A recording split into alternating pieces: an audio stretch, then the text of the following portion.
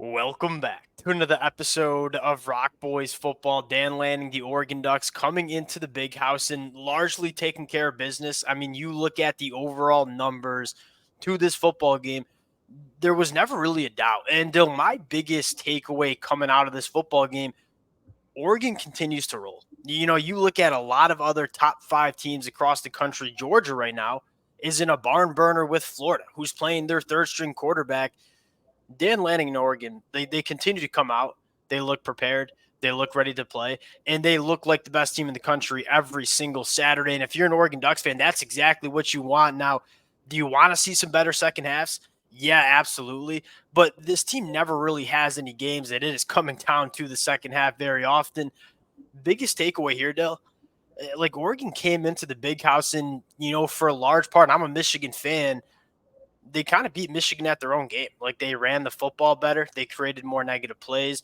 That's normally how we talk about Michigan winning football games. That's exactly how Oregon won that football game this afternoon. Want to get into a couple of the big storylines, some of the key takeaways from this football game. Now, before we get into it, as always, the Oregon Duck fans, y'all have shown a ton of love, a ton of support to the boys. It was a blast talking this football game all week long. Let it fly in the comment section. You know the boys are Michigan guys. It's been a blast talking with y'all, and it's even more importantly, the amount of support the Oregon fans continue to show means the absolute world. If y'all do enjoy the content, consider subscribing to the channel. Dill, well, let's get into this one, and I think you got to start with this Oregon Ducks offense. In the first half of this football game, averaged 8 yards per play. I mean, they nearly averaging a first down every time they snapped the ball in the first half, punted one, scored 4 touchdowns, 10 of 15 on third downs throughout the game. Dill, the biggest takeaway for this Oregon offense is, one, they're so multidimensional. Even with Tez Johnson going down in what I believe was the first drive, they didn't really skip a beat. And I think the biggest takeaway that Michigan had 3 tackles for loss and 0 sacks the duration of this football game. That's one of the best defensive lines that we see in the country. When Oregon's staying on schedule and kind of staying in control of the football game, it's so hard to beat this Oregon team. And Dillon Gabriel, I think, is just more dialed than he was at the start of the year. And you look, I mean, him avoiding sacks, it's not like Michigan's putting a ton of pressure on him, but they were getting there at times. He's getting the ball out of his hands way quicker than it felt like he was at the start of the year, but also just using his legs a little bit better. Not necessarily to make a ton of plays with his legs, but avoid sacks. And again, do kind of those things, avoid those negative plays and keep them on schedule. And when Oregon does that, they just seem almost impossible to beat. Like, I really don't know where you slow them down. Talk about Dillon Gabriel. Like, I thought this was one of the more impressive outings we saw. And again, the box score might not necessarily reflect that. Like, he didn't go over 300 yards, didn't have 5 throwing touchdowns. You said it best. Like, the pocket presence, the ability to extend plays. There was a couple times where Michigan was able to get home on some pressures. And Dillon Gabriel, whether he's staying in the pocket and manipulating it or extending the play, keeping his eyes downfield and hurting Michigan that way, that's kind of that element of his game that maybe was missing the first 2 games of the season, like taking some negative plays, not really getting out of some of that pressure. That's a Michigan team, and we kind of said this going into it. Like, what was the biggest key for Michigan? Hey, when we have the opportunity to bring Dillon Gabriel to the ground and create those negative plays, you got to do it. 3 tackles for loss? That we knew that wasn't going to cut it for Michigan. So shout out Dillon Gabriel. They ran the football very well. Jordan James continues to be one of the most underrated running backs that we see in the country. He runs it extremely hard.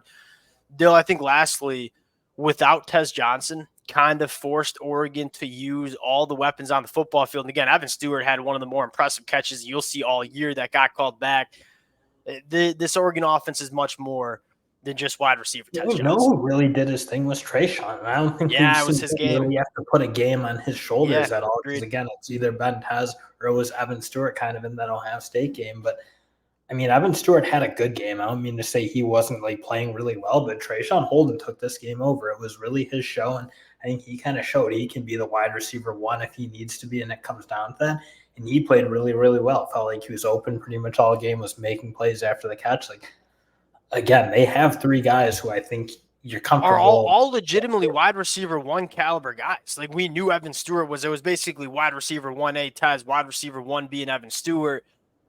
You talk about another just like criminally underrated player across the country is Trayshawn Holding. Doesn't get the love from the national media because he is mean, arguably pass catcher 4 And with the he's tight not end. he's not going to put the numbers up for Oregon this year again because it will be run through Evan Stewart and Tez Johnson. But like when they need to go to him and when they need to put it on him, I mean, he's very capable of making it happen. Yeah, he's that guy. I continue, and I'll just keep banging the table till he gets like 10 catches in a game. Kenny Sadiq, like whenever this dude catches the ball, he is such a matchup nightmare, and he continues to block really well on the perimeter. Like this is a guy that is becoming more and more of a difference maker for this Oregon offense. Now you look at the offensive line again, Dill. We know Michigan is not the team that we thought they were going to be. The national media thought they were going to be. Make no mistake about it, this defensive line is still elite. When you run the football for 176 yards, you don't give up a sack in the football game. Really, another really solid performance from this Oregon offensive line, even dealing with some injuries late in that second half. To me, when I look at this Oregon offense, and again, do you want to see them play cleaner football in the second half? Yes, absolutely.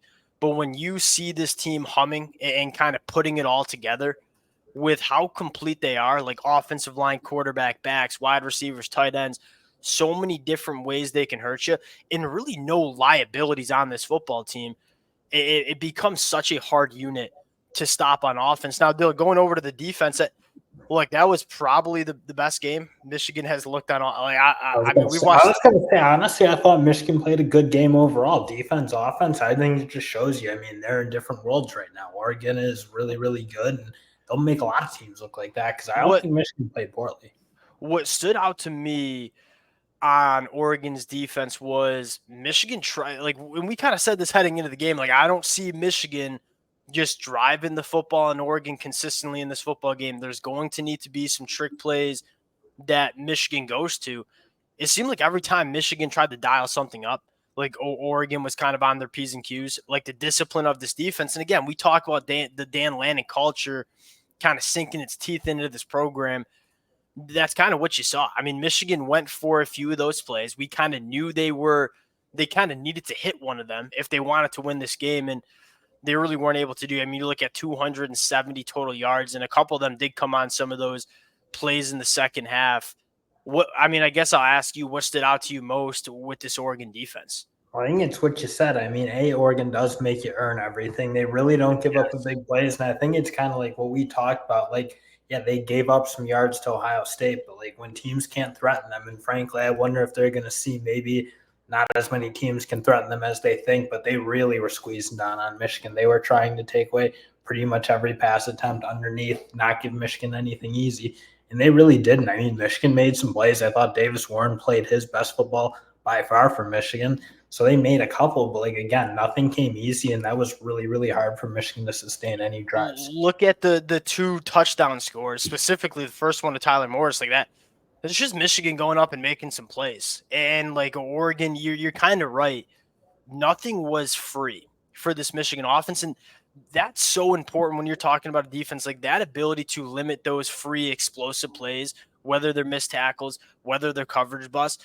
If you can do that and force an offense, whether it's Michigan, whether it's Ohio State, whether it's Georgia, if you force an offense to execute 12 plays in a row and not turn the football over, not take a penalty, and go score a touchdown that way, chances are you're winning a lot of football games and playing really good defense. I mean, Michigan had 11 first downs in this entire game. Like, I get they scored 17 points, had 270 total yards, 11 first downs.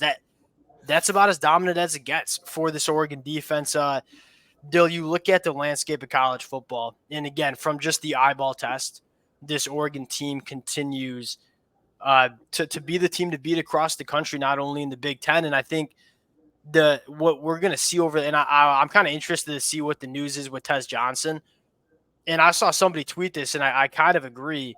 Now Dillon Gabriel is going to get some opportunity to develop a little bit more chemistry with some of these other pass catchers. And look, I hope Tez Johnson can get back as soon as possible. The Oregon fans know, like, Tez Johnson is my guy, like one of my favorite players in the entire country, Short Kings.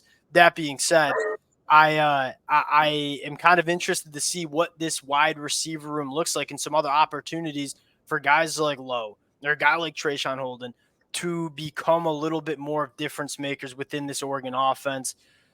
Ducks continue to roll. Like it's hard to go on the road and win soundly against the defending national champs. Oregon Ducks And did that. again, you're seeing like teams struggle so routinely now into the season. Like everyone's got to get into their depth a little bit. Everyone's like, again, you want like having those moments. George is having that moment right now with Florida where they're not playing them particularly well. It's just you haven't seen Oregon fail to execute at a really high No, level really since what, week since 3 the or something? Like Idaho, they Boise State, week 2, week 1, week 2. Ever since then, they've took just off. been kind of a buzzsaw. The only close game they played was against probably the number 2 team in the country in Ohio State.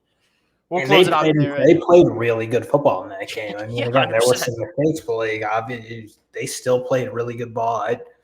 Again, you just look their consistency, their top end level when they're at their best. I still think they're clearly the best team in college football in my mind, but also just week in, week out, making it happen at every turn. Yeah, we'll close it out there. But again, appreciate you guys, Oregon fans. Y'all can talk it in the comment section. Appreciate you guys, and we'll talk to y'all later.